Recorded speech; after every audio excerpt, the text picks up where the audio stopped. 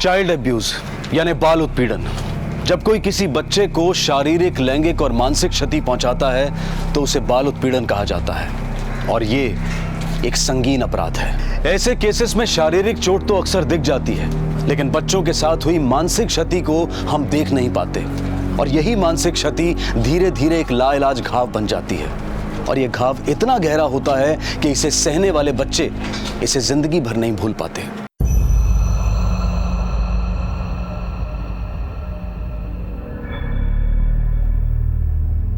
कितनी बार कहा तुझे कि ठीक से होमवर्क करना, कहा था कि नहीं? हाँ, रोज नए बहाने। चल मुर्गा बनो, मुर्गा बनो। चलो चलो, होमवर्क दिखाओ तुम्हारा, दिखाओ।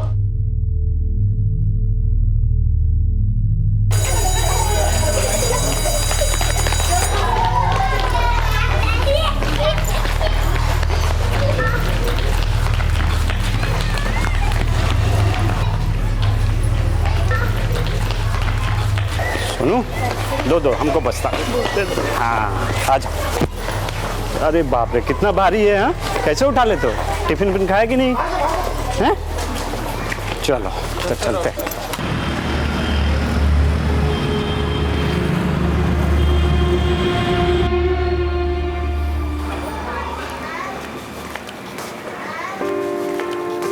अरे क्या कर रही हो तुम?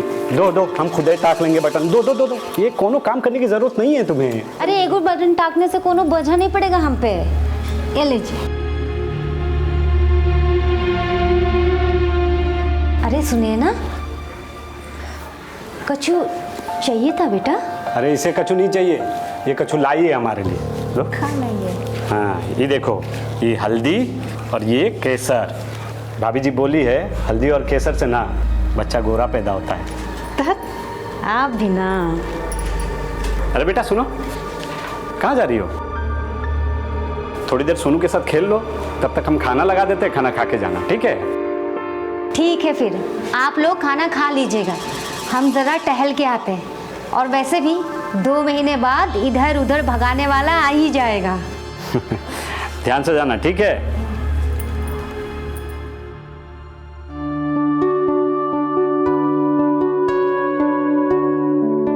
सब ठीक तो है ना मौसी?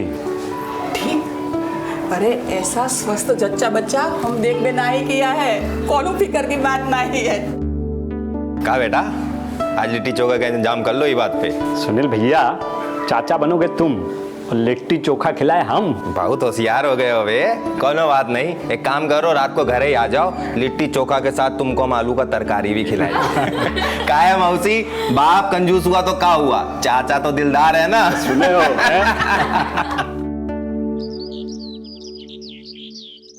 बच्चों, ये है प्रेरणा मैडम और ये है रेणुका मैडम। क्या आपने इन्हें गुड मॉर्निंग किया?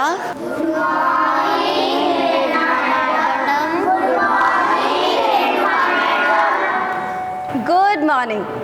तो बच्चों, आज हम आपको ये बताने आए हैं कि आप लोगों को साफ सुथरा कैसे रहना है, ठीक है? तो साफ सुथरा रहने के लिए आपको क्या करना चाहिए? सबसे पहले सुबह सुबह उठकर नहाना चाहिए और हाँ, जागने के बाद और सोने से पहले क्या करना चाहिए? जल्दी बोलो। ब्रश करना चाहिए। यस, ब्रश करना चाहिए। तो आज हम ये चेक करेंगे कि कौन सा बच्चा सबसे ज्यादा साफ सुथरा है। जो भी बच्चा सबसे ज्यादा साफ सुथरा होगा ना, उसको मिलेगा प्राइज।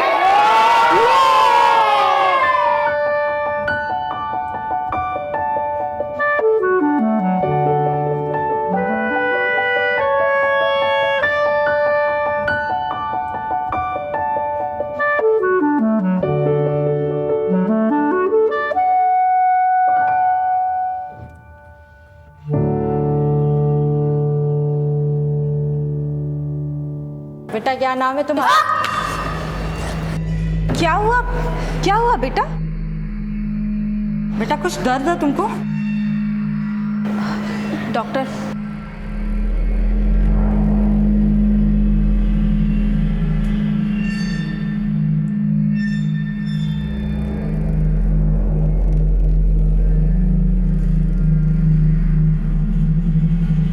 बेटा टर्न हो जाओ।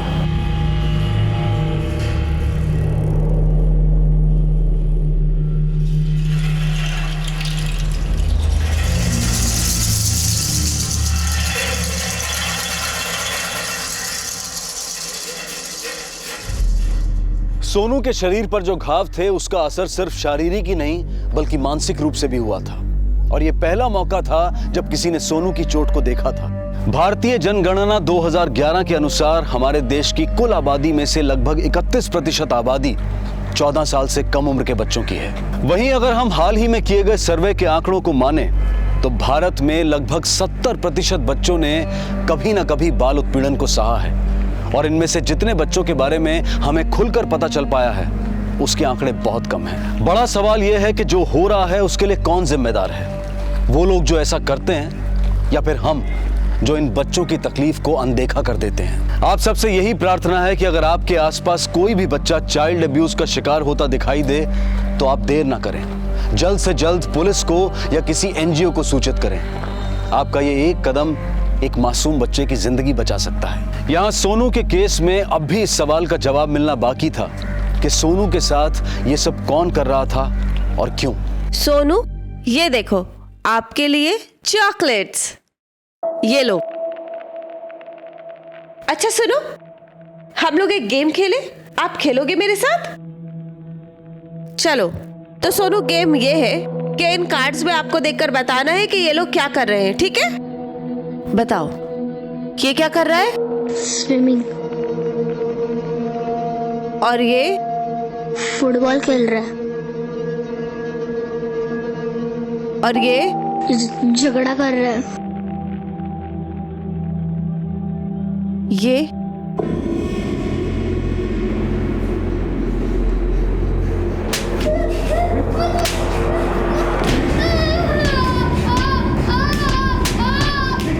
नहीं सोनू, आप इस आदमी को जानते हो ना? नहीं। सोनू, सोनू, क्या हुआ बच्चा? आप ठीक हो सोनू?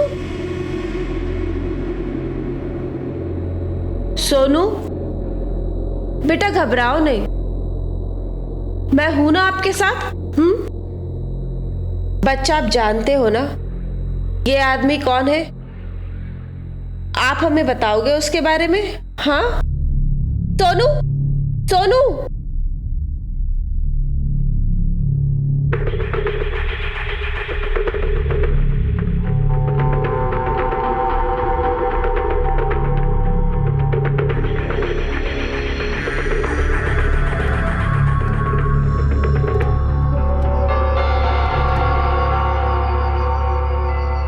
मगर प्रेरणा जी, आप इतनी श्योर कैसे हैं कि बच्चे को किसी ने मारा ही है, वो भी जानबूझकर? बच्चा है, हो सकता है आपस में झगड़ा हो गया हो। नहीं सर, इस बात को जानने के लिए हमने उसका साइकोलॉजिकल टेस्ट किया। हमने उसे कई सारी तस्वीरें दिखाई, लेकिन उसमें से एक तस्वीर जिसमें एक आदमी एक बच्चे को मार रहा था, उसे देखकर वो बुरी तरीके से डर गया।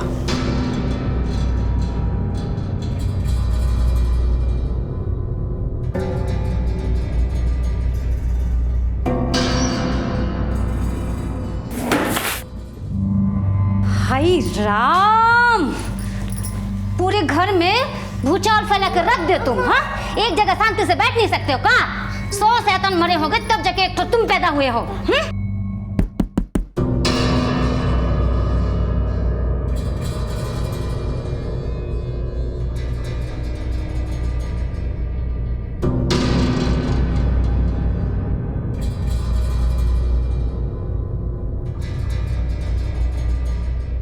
सोनू के बदन पर कुछ निशान हैं। उन निशानों को देखकर ऐसा लगता है कि जैसे उसे किसी ने मारा है।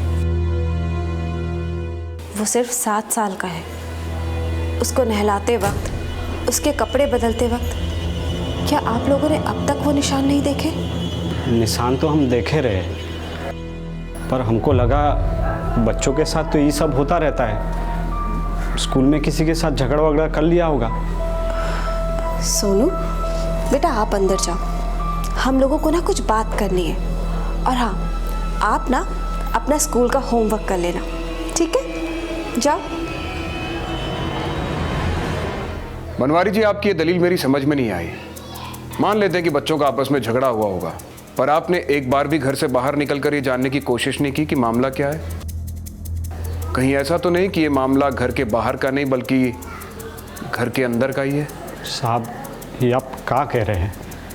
हाँ, गुस्से में कभी कभी हम डांट फटकार लगा देते उसको और ज़्यादा से ज़्यादा कान पकड़ लेते हैं, लेकिन इस तरह से मारेंगे थोड़ी। बाप है, कसाई थोड़ी है। बच्चे को कैसे लाड प्यार करना है, कैसे सख्ती में रखना है, ये हमको आता है साहब। तो एक बार उस कसाई का ही पता लगा लेते जिसने आपके बच्चे के साथ ये सब किया है। सब हम 8 महीने से हैं और इनसे ज़्यादा हमारा ख्याल कोई ना रख पाएगा साहब। घर का एक भी काम हमको करने नहीं देते साहब, खुद ही करते हैं, कमाते भी हैं साहब। इसी चक्कर में हम लोग सोनू पर ज़्यादा ध्यान नहीं दे पाते हैं साहब। साहब, हमको पक्का लगता है स्कूल में ही कछू हुआ होगा। किसी के साथ झगड़ा नहीं तो स्कूल मास्टर मारे होंगे। हम अभी पता करके आते साहब। नहीं, आप ऐसा कुछ मत कीजिएगा। सोनू बहुत डरा हुआ है, कहीं आपके पूछने पर वो और ज़्यादा ना डर जाए। तो फिर हम क्या करें? आप कुछ मत कीजिए, अब जो करना है वो हम करेंगे।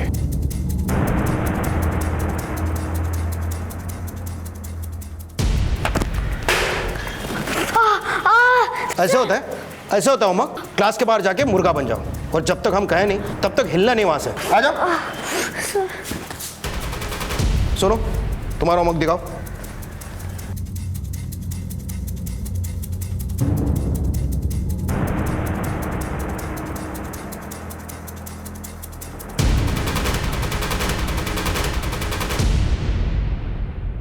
सर, हम इस तरह से बच्चों को मारते पीटते ही नहीं हैं। तो मैडम, क्या बच्चे ने खुद ही ये निशान बना लिए? सर, बच्चों को सुधारने के लिए थोड़ा बहुत हमको स्ट्रिक्ट होना पड़ता है। इसका मतलब ये भी नहीं कि हम बच्चों के साथ ऐसा करेंगे। अच्छा, बच्चे को सुधारने के लिए आप क्या क्या करते हैं? सर, बहुत तो बहुत हम क्लास से बाहर खड़ा कर देते हैं, इससे ज़्यादा नहीं। और अगर बात कुछ आगे बढ़ी तो माँ बाप को बुला के हम उनसे बात कर लेते हैं, लेकिन ऐसे बच्चों के साथ में मारपीट नहीं करेंगे सर।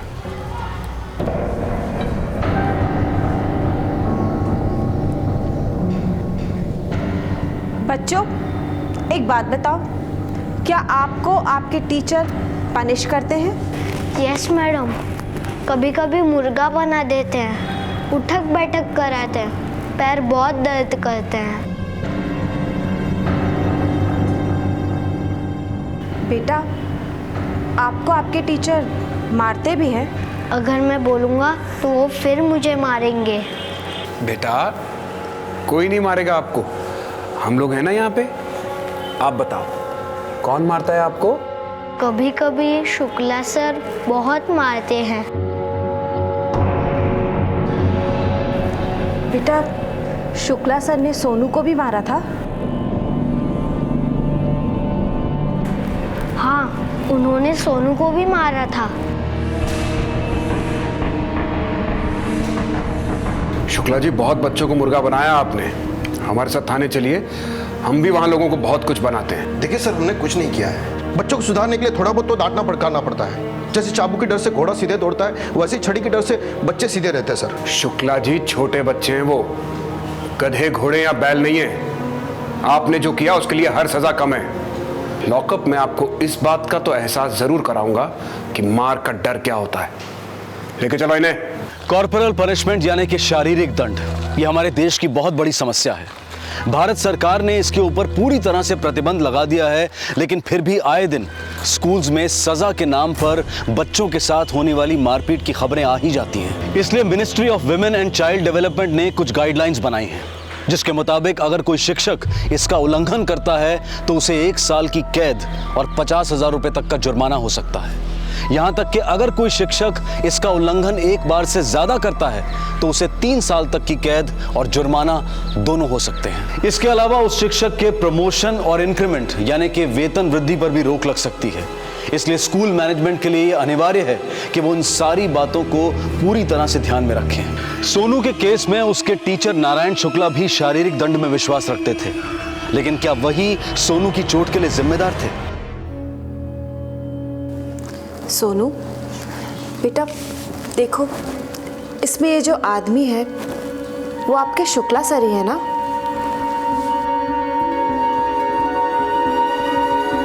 नहीं? अच्छा बेटा, फिर ये कौन है? आप इन्हें जानते हो ना? सोनू, सोनू क्या हुआ बेटा? सोनू, सोनू,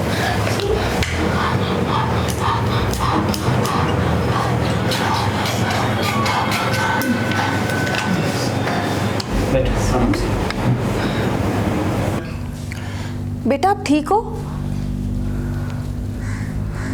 इसका मतलब सोनू को मारने वाला कोई और है, पर कौन हो सकता है वो आदमी?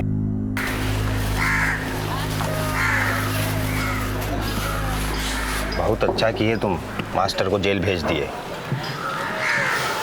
क्या बात है, ना चुप काहे हो? मास्टर को तो ले गए, लेकिन वो दरोगा साहब बोल रहे थे सोनू के साथ ये सब किसी और ने किया है। तो एक बार सोनू से अच्छे से पूछ लो ना कि कौन कर रहा है उसके साथ ही सब। हमको लगता है वो मास्टर के डर से चुप है। बहुत डर गया है, ठीक से खाता पीता भी नहीं है।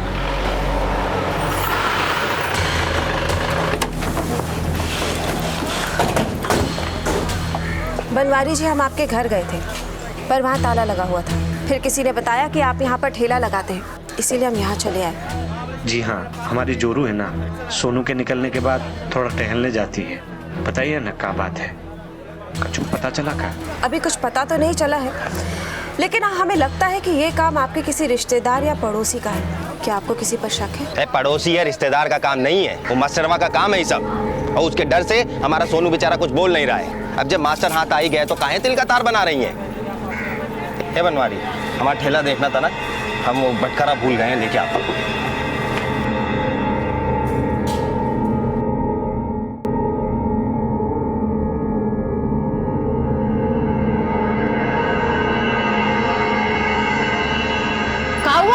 ढूंढ रहे हो? अरे सब मत पूछा कर, क्या ढूंढ रहे हो, क्या कर रहे हो? आपका ढूंढने से पहले रामायण सुनाए तुमको? हाँ हाँ, हमें काहे कच्ची सुनाओगे? जाके ले आओ ना दूसरी, जिसको अपने मन की बात कहोगे, सुनाओगे। हाँ ले आएंगे हम, अरे ले आएंगे हम, ले आएंगे। अभी हमारा मुंह मत लगो, चलो। हम काहे तुम्हारे मुंह लगेंगे? हाथ कपार पे मत खड़ी रहे, यहाँ से जा। तू काहे रो रही है? चुप हो जा, सोनू स्कूल से आएगा ना, तुझे रोता हुआ देखेगा तो उदास हो जाएगा। चल चल चल, चुप हो जा, चुप हो जा।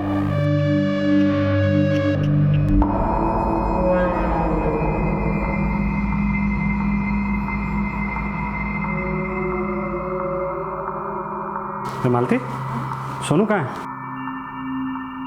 अभी तक आया नहीं है स्कूल से, हमको तो लगा आपके साथ होगा।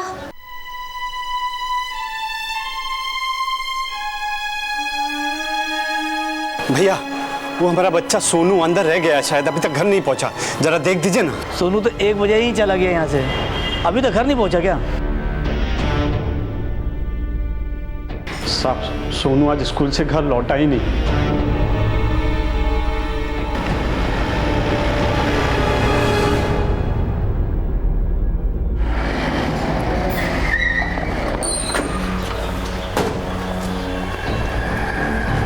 सोनू यहाँ से 1 बजे निकला था? जी साहब। कोई और था उसके साथ, कोई दोस्त या कोई और आदमी? नहीं साहब, सोनू तो बिल्कुल शांत बच्चा है और स्कूल में भी ज़्यादा किसी से बात नहीं करता है, और हर रोज की तरह आज भी अकेले चला गया।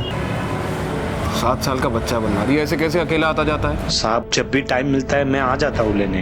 अब क्या करूँ साहब, काम में रहता हूँ और उसकी अम्मा भी ज़्यादा आ जा सकती नहीं, और घर भी पासे में है।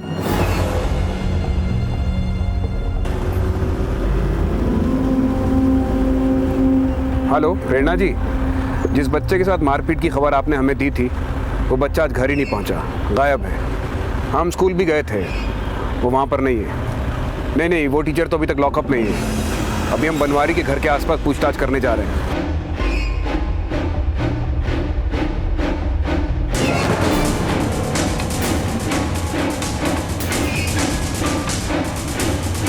साहब, इनका लड़का तो हमेशा यहीं से आता जाता था, पर आज दिखाई नहीं दिया। सर, हमने ध्यान नहीं दिया, वो गया था इधर से ही, लेकिन हम पक्का नहीं बता सकता हूँ। पता नहीं क्या होगा मेरा बच्चा, कौन हाल में होगा। हमको हमारे बच्चा लाके दो। भाजी मिल जाएगा सोनू, आप इतना रोइए मत, परेशान मत होइए। हम सब लोग ढूंढ रहे हैं उसको, कुछ होने नहीं देंगे हम सोनू को। आप पानी पीजिए, लीजिए। इस केस में 2 ही बातें मुमकिन हैं। एक तो उस बच्चे के ऊपर अत्याचार हो रहा था, इसलिए वो बच्चा खुद ही डर के कहीं भाग गया, या फिर दूसरा, उस बच्चे को किसी ने अगवा कर लिया हो। लेकिन सब्जी वाले के बच्चे को कोई फिरौती के लिए अगवा क्यों करेगा? यह भी तो हो सकता है कि जो शख्स बच्चे के साथ मारपीट कर रहा था उसे इस बात का डर लगा हो कि बच्चा एक ना एक दिन सबको सच्चाई बता देगा, इसलिए उसी ने बच्चे को गायब कर दिया हो। त्रिपाठी, तुम बच्चे की फोटोग्राफ चारों तरफ फैला दो, कोई तो होगा जिसने उस बच्चे को देखा होगा। सर।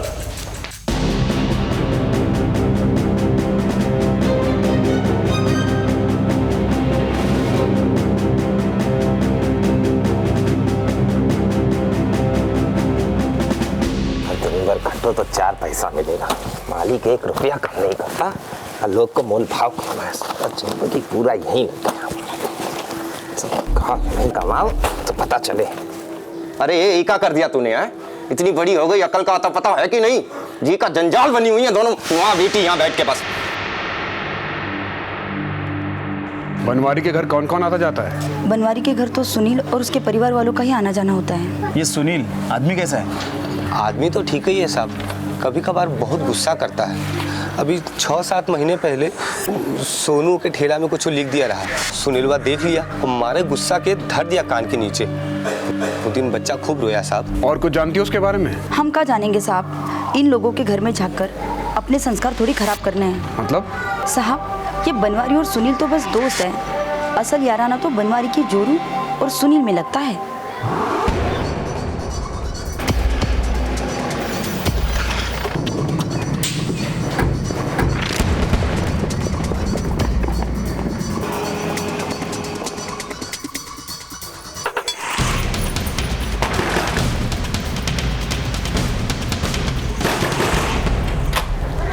अरे साहब, क्या हुआ साहब? कुछ पता चला सोनू के बारे में? पता चला है सुनील, पर जो कुछ पता चला है वो सब आधा अधूरा है।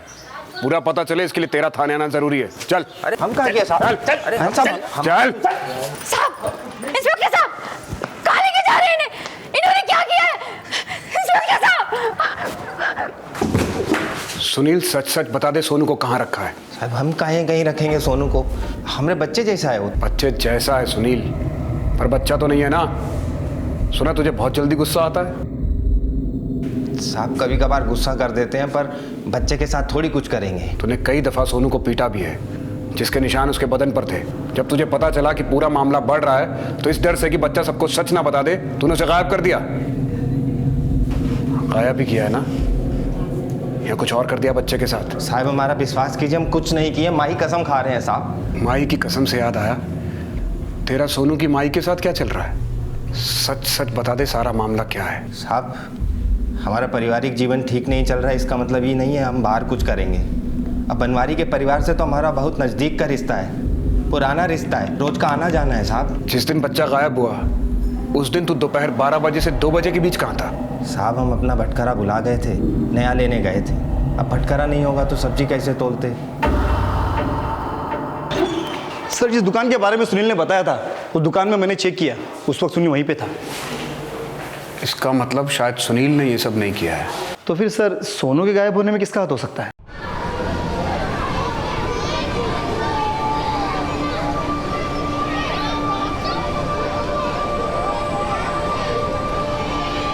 Mummy, mummy, mummy.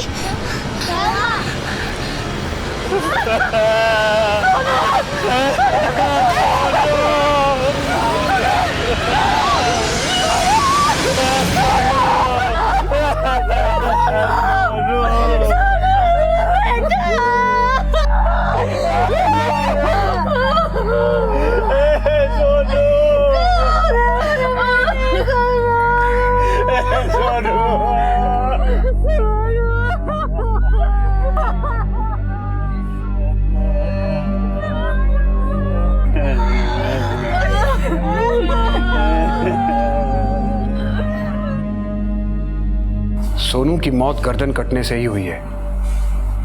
स्ट्रगल की भी कोई निशान नहीं। कोई इतनी बेरहमी से बच्चे को क्यों मारेगा? ये मामला तो उलझता ही जा रहा है त्रिपाठी।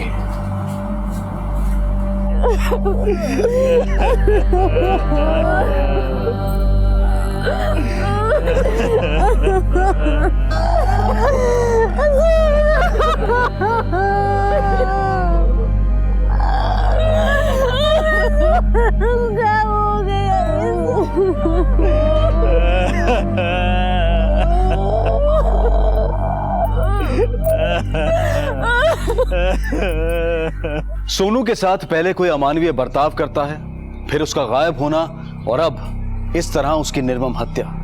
ये सारी घटनाएं एक दूसरे से जुड़ी हुई थी, लेकिन क्या इनके पीछे एक ही इंसान था? क्या उस अपराधी को इस बात का डर था कि सोनू एक दिन सबको सच बता देगा, इसलिए उसकी हत्या कर दी गई? ये सारे सवाल पुलिस के लिए किसी बड़ी चुनौती से कम नहीं थे, क्योंकि सोनू ही इस केस की एक मजबूत कड़ी था।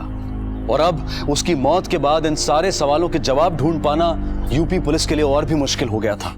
त्रिपाठी, ये है खलजियान और ये भातुरा, ज्यादा दूर नहीं है, 5 मिनट का रास्ता है।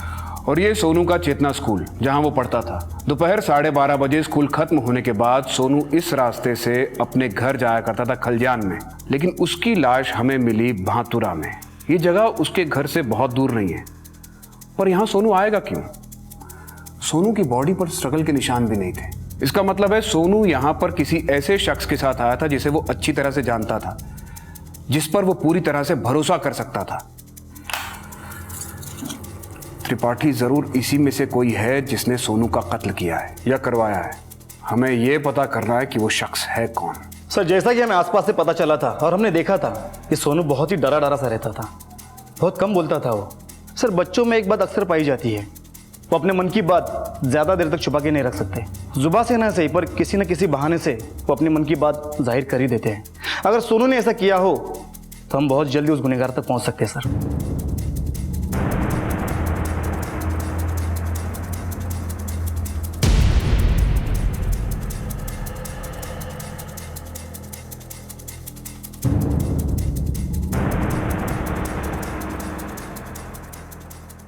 साहब, अब छानबीन करने से क्या फायदा है साहब? हमारा सोनू तो वापस नहीं आएगा ना साहब। सोनू के साथ जो कुछ हुआ उसका हमें बेहद दुख है, पर यह जानना भी बहुत जरूरी है कि आखिर उसके साथ ये सब किया किसने। हम चाहते हैं कि उसका कातिल जल्द से जल्द सलाखों के पीछे हो। अब कैसे पता चलेगा साहब? मेरा बेटा जो बता सकता था वो तो अभी है ही नहीं। जो बात सोनू अपने मुंह से नहीं कह पाया, वो बात उसने जरूर किसी न किसी तरीके से बयान की होगी। हम उस रास्ते को तलाश करने की कोशिश कर रहे हैं जिससे हम उसके कातिल तक पहुंच सके, और वो रास्ता हमें सोनू से ही मिलेगा।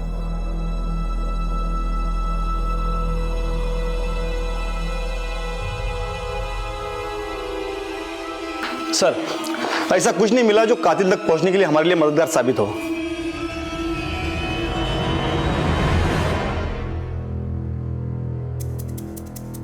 मैम, हम सोनू की उन नोटबुक्स को देखना चाहते हैं जो करेक्शन के लिए स्कूल के पास रह गई हों, और हम उस जगह को भी देखना चाहते हैं जहां पर सोनू बैठता था। जी जरूर, आप आइए मेरे साथ।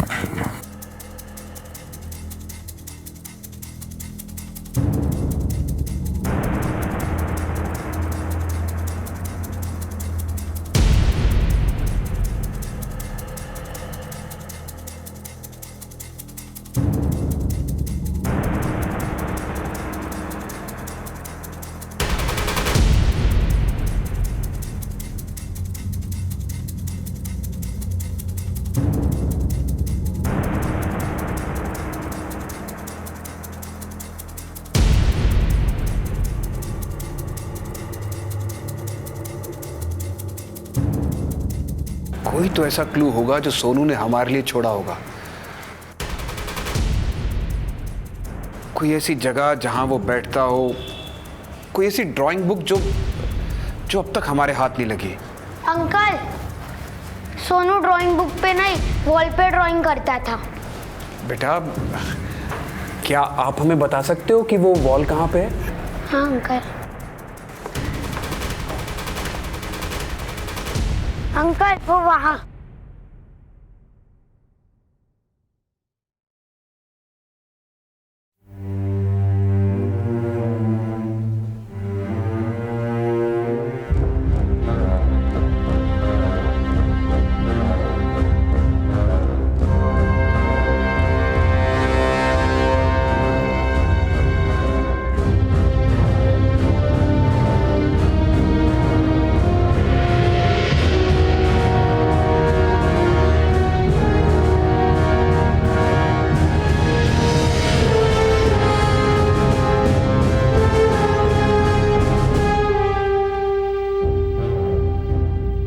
स्केचेस सोनू ने बनाए थे।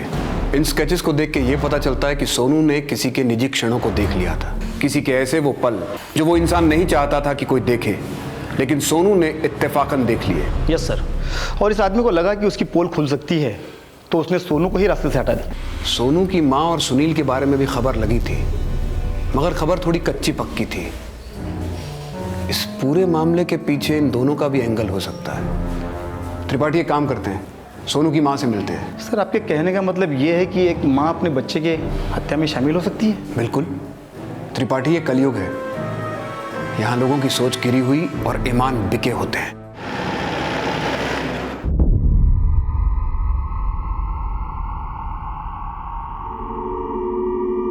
सोनू ने यह सब होते हुए देखा था, जिसकी वजह से उसे मारा पीटा गया।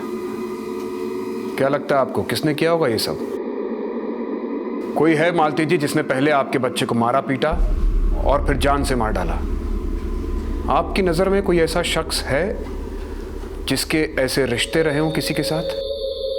साहब, हमारा बच्चा ज़्यादा कोनो से बोलता बतियाता नहीं था साहब। स्कूल जाता था, दोस्तों के साथ खेलने के लिए बाहर जाता था, और बहुत तो बहुत सुनील जी के घर चला जाता था साहब, लेकिन ज़्यादातर वो घर पर ही रहता था साहब। देखिए मालती जी, स्कूल या प्लेग्राउंड तो वो जगह हो नहीं सकती जहां पर सोनू ने किसी को ऐसी अवस्था में देखा हो। बाकी बची दो जगहें, एक सुनील का घर और दूसरा आपका ये घर। कहीं ऐसा तो नहीं कि आपकी और सुनील के रिश्ते की नज़दीकियों को सोनू ने बहुत नज़दीक से देख लिया हो, जिसकी वजह से आप दोनों ने मिलकर उसे हमेशा के लिए अपने रास्ते से हटा दिया? कहाँ कह रहे हैं साहब? हम सोनू की कसम खा के कहते हैं साहब, हम अपने आने वाले बच्चे की कसम खा के कहते हैं, हमरा और सुनील जी के बीच कोनो रिश्ता नहीं है साहिब। हम माँ थे उसके साहिब, और हमने सोनू को नहीं मारा साहिब, हमने जन्म दिया है साहिब उसको। हम क्या कह रहे हैं साहिब?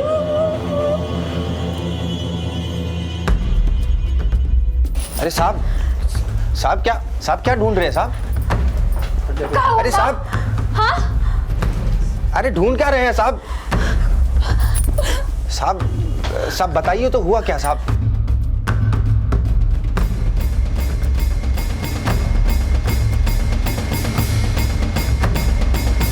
सर,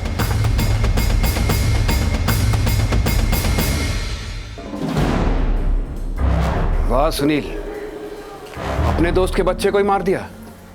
तुम्हारी तो अपनी भी बेटी है, एक बार एक पिता की नजरों से ही देखा होता उसे। साहब ही हमारे, लेकिन ये खून कहां से हमको नहीं मालूम साहब। हम सोनू को नहीं मारे हैं साहब। अच्छा, थाने में बहुत दिनों से किसी का स्वागत नहीं किया, आज सारी कसर निकाली जाए। ले चलो इसे। इंस्पेक्टर साहब काहे लेके जा रहे हैं? इसे कछु नहीं किया, हम सच बोल रहे हैं। कुल्हाड़ी पे खून कहाँ से है हमें नहीं पता। क्या किया है और क्या नहीं किया ये हम पता लगा लेंगे। इंस्पेक्टर साहब सुनिए तो। इंस्पेक्टर साहब कछु नहीं किए साहब। साहब हम सच कह रहे हैं साहब, कछु नहीं किया हमारे पति ने साहब। बोल, बच्चे को क्यों मारा? बच्चे ने तुझे रंगरेलियां मनाते देख लिया इसलिए उसकी जान ले ली? साहब हम नहीं मारे हैं सोनू को साहब, हमारा कोई चक्कर नहीं है मालती बाबूजी के साथ साहब। हम बहुत मानते हैं सोनू को, हम काहे मारेंगे साहब? हम तो उस समय वो भटकारा लेने गए थे दुकान पे जब ये सब हुआ सोनू के साथ साहब। सर, रिपोर्ट आ चुकी है। कुल्हाड़ी पे सुनील के साथ साथ दो और लोगों के फिंगरप्रिंट्स के निशान मिले हैं। बनवारी भैया, आपको पता है ना कि ये सोनू को कितना प्यार करते थे? आप ही कहिए ना पुलिस वालों को कि ये ऐसा कछु नहीं कर सकते। वो तो पुलिस ही बताएगी कौन किससे कितना प्यार करता था।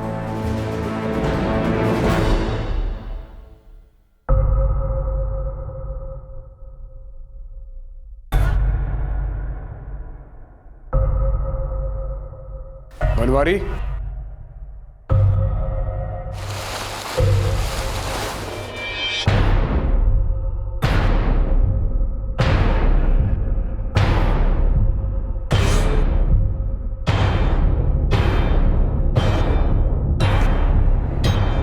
ये बेल्ट यहां किससे छिपा के रखा बनवारी?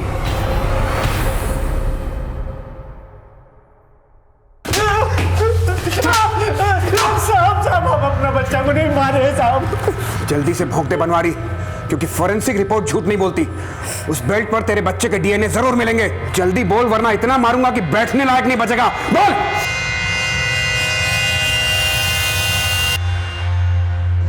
साहेब, हमारी बीवी पेट से थी। बहुत वक्त से हम कछु किए नहीं थे। हम बहुत कोशिश किए कि ये 9 महीने कट जाए, पर हम क्या करें। दिन गुजर रहा था और हमारा सब्र का बांध टूटे जा रहा था। हमें जो चाहिए था वो हमको सुनैना से मिल गया था साहब। हमें लगा कि ये सब कोनों को पता नहीं चलेगा।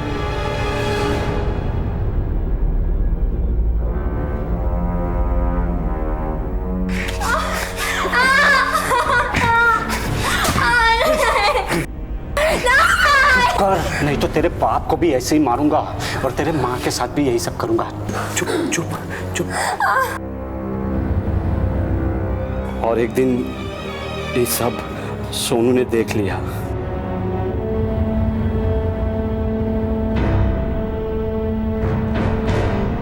फिर सोनू को चुप करने के लिए हमने उसके अंदर डर भरना शुरू किया, ताकि वो डर के मारे किसी से कुछ ना बोले।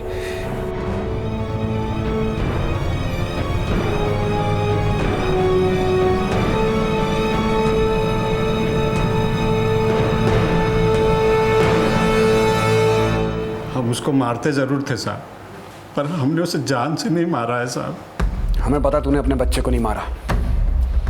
हमें वो कुल्हाड़ी मिल चुकी है जिससे बच्चे का खून हुआ, और उस कुल्हाड़ी पर उस खूनी के फिंगरप्रिंट्स भी मिले हैं।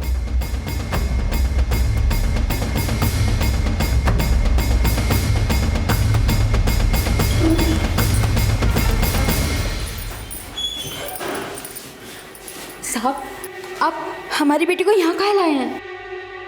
साहब बताइए ना क्या हुआ। सुनील, तुम्हारी कुल्हाड़ी पर 3 लोगों के फिंगरप्रिंट्स मिले हैं। 2 तुम दोनों के हैं, और तीसरा फिंगरप्रिंट जिस पर सोनू का खून भी लगा है, वो फिंगरप्रिंट तुम्हारी बेटी सुनैना का है। हाँ? क्या बात कर रहे हैं साहब? ऐसा नहीं हो सकता। क्या कह रहे हैं साहब? साहब हमारी बेटी कैसे मारेगी सोनू? वो तो बेचारी खुद भोली भाली है, वो तो ये सब समझती ही नहीं साहब। साहब हमारी बेटी कैसे मारेगी सोनू?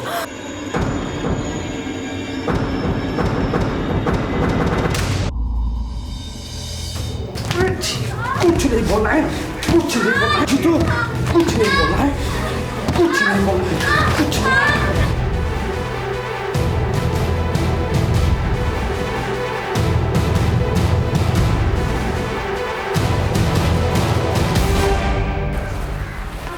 अरे सोनू, ये ले, मैं तेरे लिए चॉकलेट लाई। आज स्कूल में क्या कराया? आज मैथ्स। ठीक से सीखा ना तूने? चल सोनू, हम डॉक्टर खेले? हाँ। तो तू यहाँ पर लेट जा।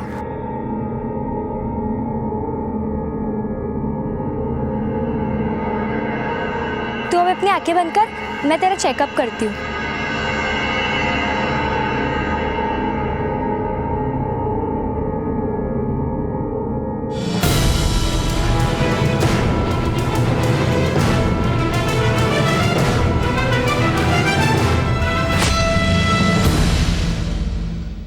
सुनील, तुम्हारे परिवार का सबसे करीबी दोस्त बनवारी तुम्हारी बेटी के साथ रोज बलात्कार किया करता था, और तुम्हारी बेटी को मारता भी था। धीरे धीरे उसकी हिम्मत इतनी बढ़ गई कि जिस बेल्ट से वो सुनैना और सोनू को मारता था, उस बेल्ट को मारने के बाद बच्चों से ही कह के वो ठेले में छिपा दिया करता था। बनवारी जो इस बच्ची के साथ कर रहा था, उसकी वजह से सुनैना बहुत गुस्से में थी, इसीलिए इसने एक दिन सोनू का खून कर दिया।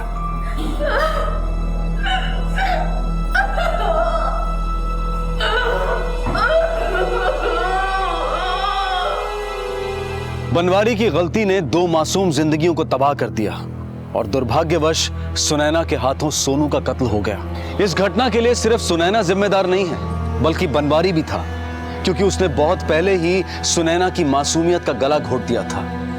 और मासूम सोनू, जिसकी कोई गलती नहीं थी, वो बेचारा अपनी जान से हाथ धो बैठा। अगर सुनैना और सोनू के साथ चाइल्ड अब्यूज यानी बाल उत्पीड़न नहीं हुआ होता तो शायद उन दोनों मासूम बच्चों की जिंदगी कुछ और ही होती।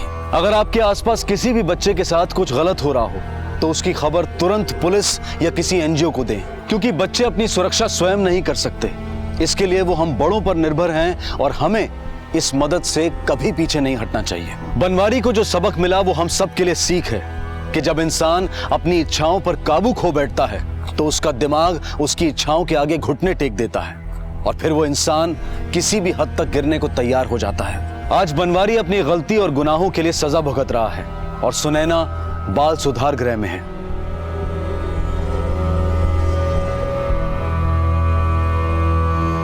हम आशा करते हैं कि फिर किसी सुनैना और सोनू के साथ ऐसा हादसा ना हो। आपसे फिर मुलाकात होगी अगले एपिसोड में एक और चौंका देने वाले केस के साथ। तब तक अपना ख्याल रखें और देखते रहें क्राइम पेट्रोल। सबक एक को, सीख हम सबको। जय हिंद।